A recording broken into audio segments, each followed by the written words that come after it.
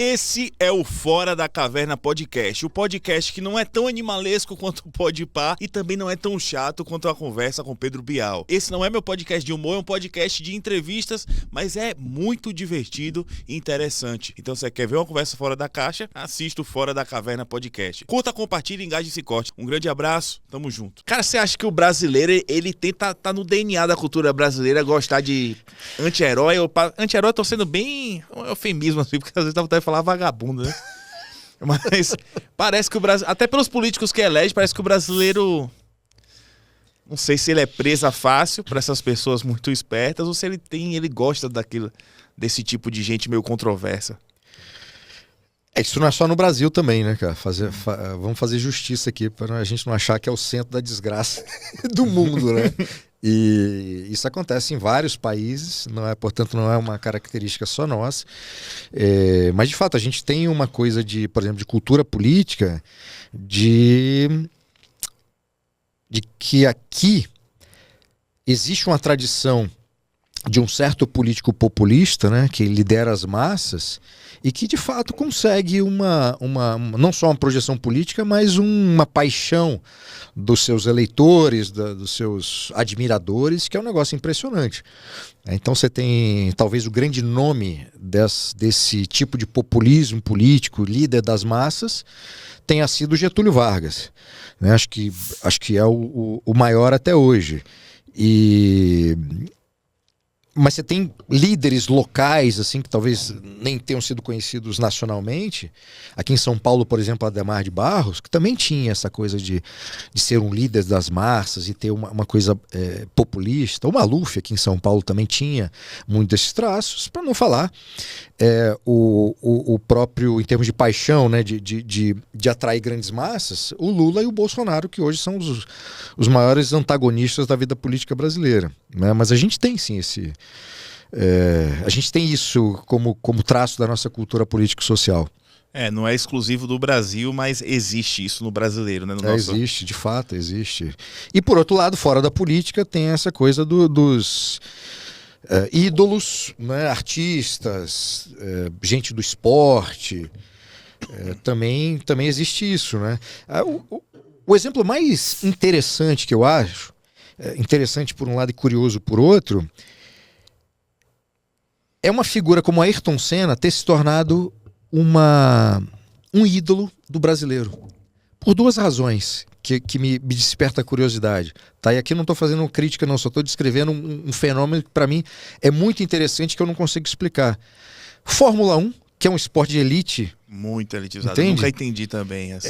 Que passava de manhã na Globo e provavelmente a maior parte das pessoas que estava no enterro do Senna e que chorou pela morte do Senna provavelmente não acompanhava a Fórmula 1 de forma recorrente. E o segundo aspecto, que o Senna não era uma figura simpática.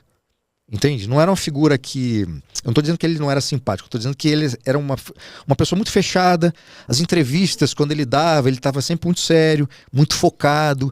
Então não era alguém que, pela sua personalidade, tivesse esse poder, como tantos outros do esporte, de outras áreas, de arrastar essas multidões e fazer com que essas pessoas tivessem essa adoração por ele. Sim. Sabe? Então são dois fatos, né? O fato dele ser uma figura mais introspectiva e Fórmula 1 ser um esporte de elite, que até hoje eu não consigo entender como Ayrton Senna se tornou esse herói. Conseguiu essa admiração de tanta gente, né? Será que é pelo fato dele vencer? Porque o brasileiro ser um destaque? Talvez o brasileiro admire o vencedor, talvez. Porque eu não entendo, eu não tenho essa. Eu conheci Ayrton Senna, eu sou de 92, qual foi o ano que ele morreu? Boa pergunta. Dos anos 90, certo? Isso foi 94, eu acho. Pronto, se foi em 94, eu tinha 2 anos, então eu fui apresentado que tinha uma sandália do Seninha. Então, tipo assim, eu nem conhecia, mas já gostava, porque era um boneco legalzinho e tal, não sei o que, tinha sandálias, e a sandália geralmente piscava, alguma coisa do tipo. Como criança, então mesmo na minha geração não tendo acompanhado, não tendo consciência de Ayrton Senna, ele já veio como essa figura. É muito mais fácil você entender Pelé, que é um esporte futebol, um esporte Exato. popular, e Pelé tem um estereótipo do brasileiro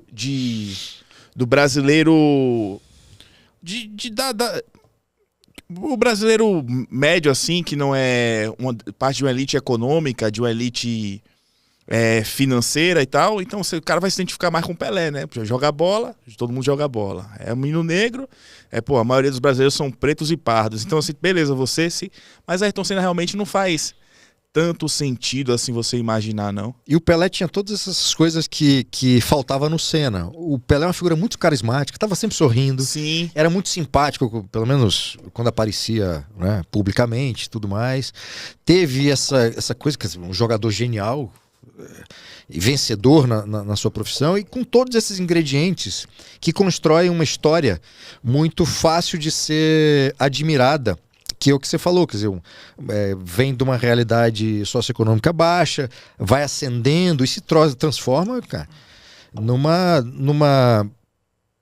num ídolo internacional que eu acho que o Brasil não tem rival. Talvez o Ayrton Senna, assim. Talvez o Ayrton.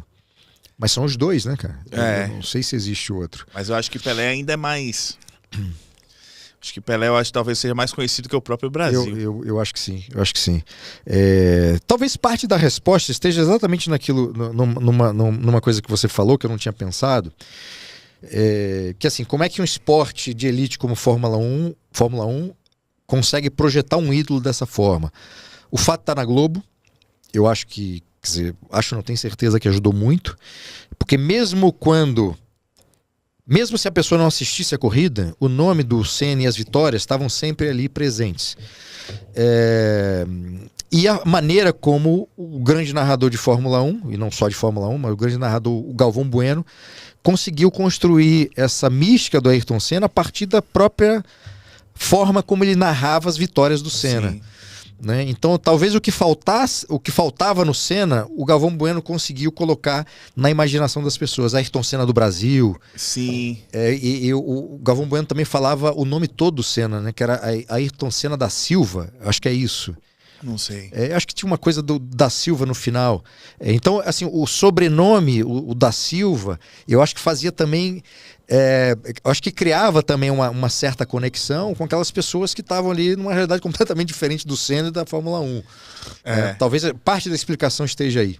Faz sentido, porque enquanto você falava aí da Rede Globo, por exemplo, eu lembro que eu já era criança um pouco maior, Popó passava as lutas dele na Globo, e eu lembro de ouvir minha mãe falar de Popó. Minha mãe nunca viu uma luta de boxe, minha mãe não sabe, entendeu? E ela via ela falando de Popó. Então, principalmente naquela época, que era só a TV, né? Talvez se a Ayrton Senna vivesse hoje, ia ter menos seguidor que um ex-BBB.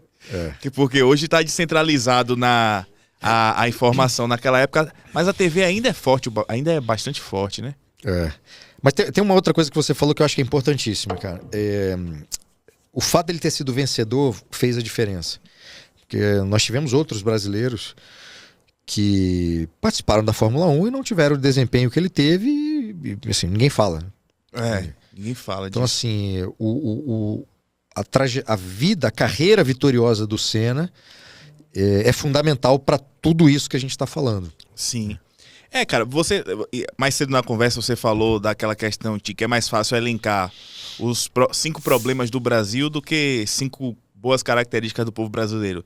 Se te fizesse essa pergunta, quais são as características que você falaria com louvor que tá na cultura, na identidade do povo brasileiro? Quais seriam essas 5? Cara, a gente consegue se adaptar muito fácil a mudanças muito rápidas. Eu acho que essa é uma qualidade que a gente tem. Tanto mudanças positivas quanto mudanças negativas, né? É claro que essa qualidade, ela tem origem num problema.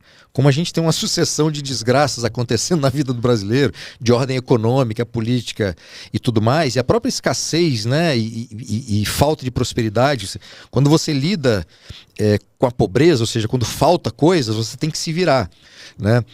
Mas como resultado de algo negativo, a nossa capacidade da gente se virar e se adaptar a mudanças positivas ou negativas de forma muito rápida, eu acho que é um valor que a gente tem. A outra coisa, então eu falei de adaptação, a outra coisa é a assimilação de tecnologia, né? tô sempre fazendo aqui, tô sempre citando coisas do lado positivo, obviamente, né? Então, a assimilação de novas tecnologias, eu acho que é algo positivo que a gente tem, porque isso facilita o aprendizado e facilita um uso positivo dessas novas tecnologias, tá? Então, eu estou descartando aqui aquilo que a gente podia criticar com essa assimilação muito rápida de tecnologia. Sim. Mas falando pelo lado positivo. A gente, por sermos um povo com tanta mistura, com tanta incorporação de culturas diferentes, né? Até pela própria formação do país, que começa ali com portugueses e indígenas, né? Eu prefiro até a expressão povos originários, embora haja uma discussão aí, porque indígenas, essa expressão foi criada porque se achou, né, que estava no caminho das Índias, então não tem nada a ver com a gente. Então os povos originários é um termo mais rigoroso. Então começa por aí, quer dizer, a relação e mistura dos portugueses com os povos originários aqui no Brasil. Depois começa a vinda de outros povos da Europa, em menor medida. Depois a vinda dos africanos de partes específicas da África. E depois imigração de outros povos, aí, os óbvios, né? Italianos, alemães, os menos óbvios, pomeranos, que foram ali para a região do Espírito Santo, acho que Santa Catarina, Rio Grande do Sul, eu não sei, Espírito Santo com certeza, porque eu sou de lá e sei. Pomeranos? Pomeranos. Vem de onde essa? É de uma região ali da Alemanha, que chamava Pomerânia. Eu acho que hoje o território já é... Hoje não, já há muito tempo alemão, mas antes era um território chamado Pomerânia. Então os pomeranos, suíços, né, que vieram para o Brasil também, sírios, libaneses, turcos, e que deram, né, continuam dando valiosas contribuições em termos de cultura, culinária, comportamento e tudo mais. Espanhóis também, é claro, né?